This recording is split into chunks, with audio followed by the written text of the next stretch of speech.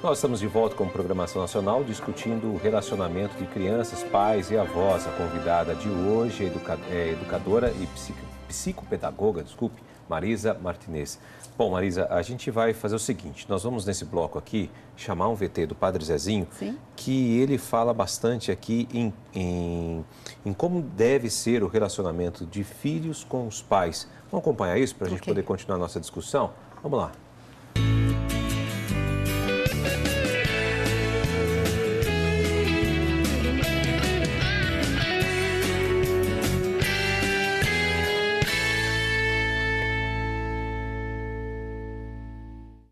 Se a vida em família fosse um campeonato entre pais e filhos, um bom resultado seria este 6-4 para os pais.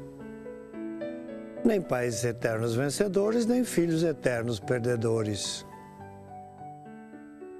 Se no fim do campeonato, filhos crescidos, feitas as contas, se constatar que os pais venceram de pouco, mas venceram, e os filhos perderam de pouco, mas perderam para seus pais, seria uma honra para os pais terem vencido como quem respeita e para os filhos terem perdido para pessoas tão competentes.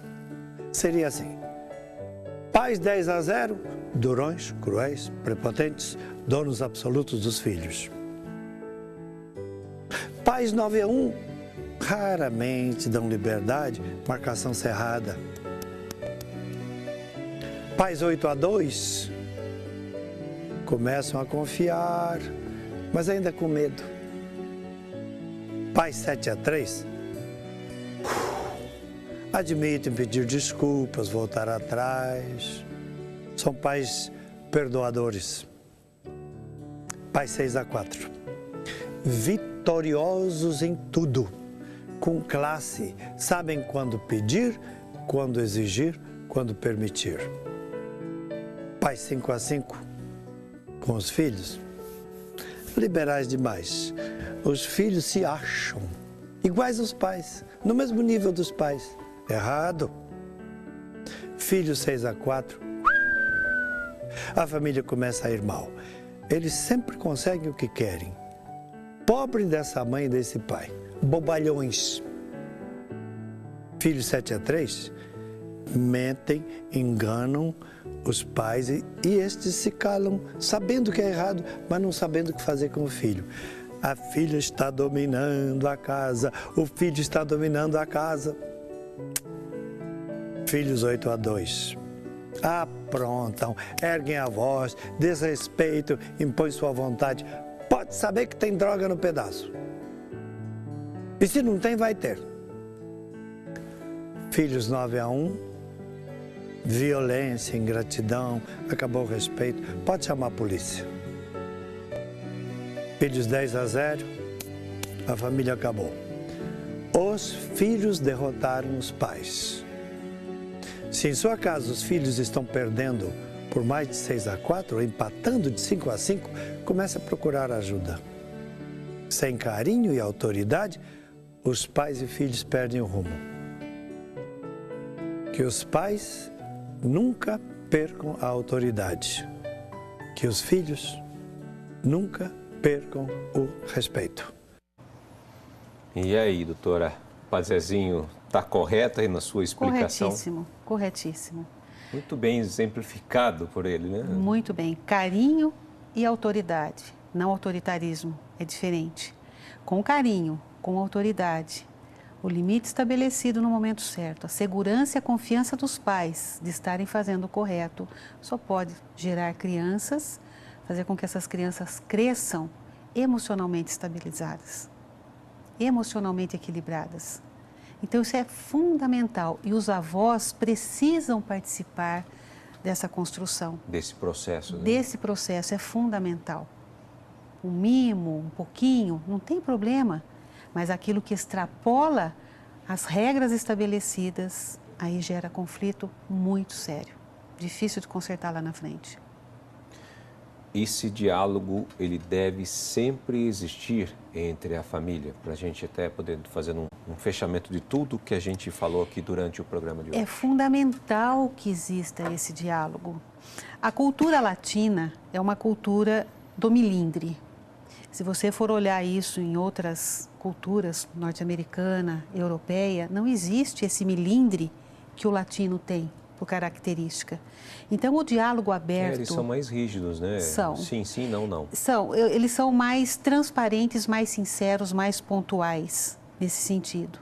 Então, você fazer uma visita na casa de um americano, você não vai aparecer no dia. Se a pessoa não quiser te receber, olha, hoje eu não quero te receber, você vem outro dia, para eles não há problema nenhum.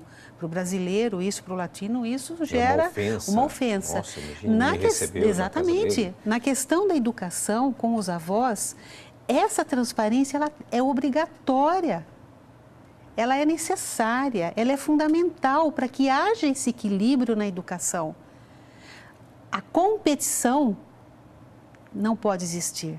Tem que existir um sentido de construção moral dessa criança. E ambos participam, pais e avós. E nem os pais também podem terceirizar os filhos para os avós, na criação, na condução? Nunca. Como nós colocamos aqui, salvo as exceções, que a gente sabe que existem, de avós que têm que tomar a tutela da criança, por mas necessidades, exatamente. Enfim, a educar familiar. cabe ao pai e à mãe. Aos avós cabe solidificar aquilo que os pais estão construindo. Muito interessante isso.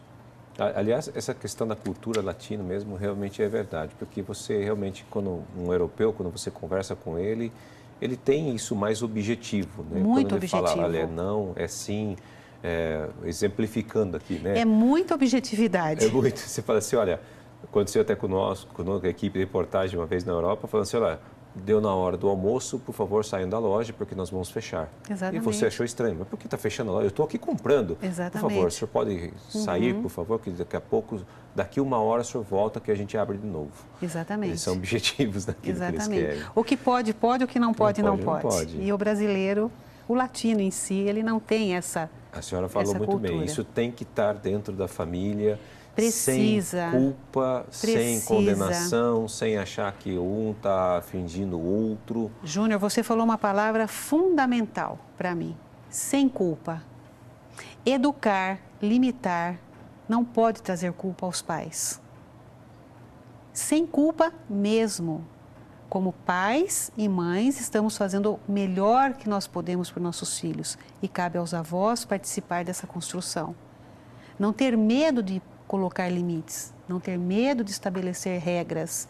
Medo eu tenho que ter de deixar a coisa correr solta. Porque lá na frente, como o padre Zezinho muito bem colocou, nós vamos gerar monstrinhos e não filhos.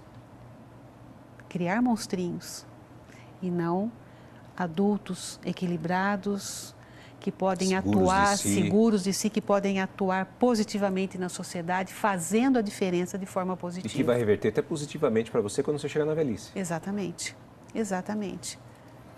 Bom, doutora, muito obrigado por esse bate-papo. Eu agradeço, muito obrigada. Olha, foi muito bom, os contatos aí já apareceram no seu vídeo para você poder entrar em contato com a doutora, com certeza. Você pode falar com ela e tirar mais dúvidas a respeito deste tema, que eu espero que possa ter ajudado a você, nosso telespectador que esteve conosco até esse momento aqui no Programação Nacional, que volta na próxima semana com mais um tema a ser debatido aqui. Até lá, fique com Deus.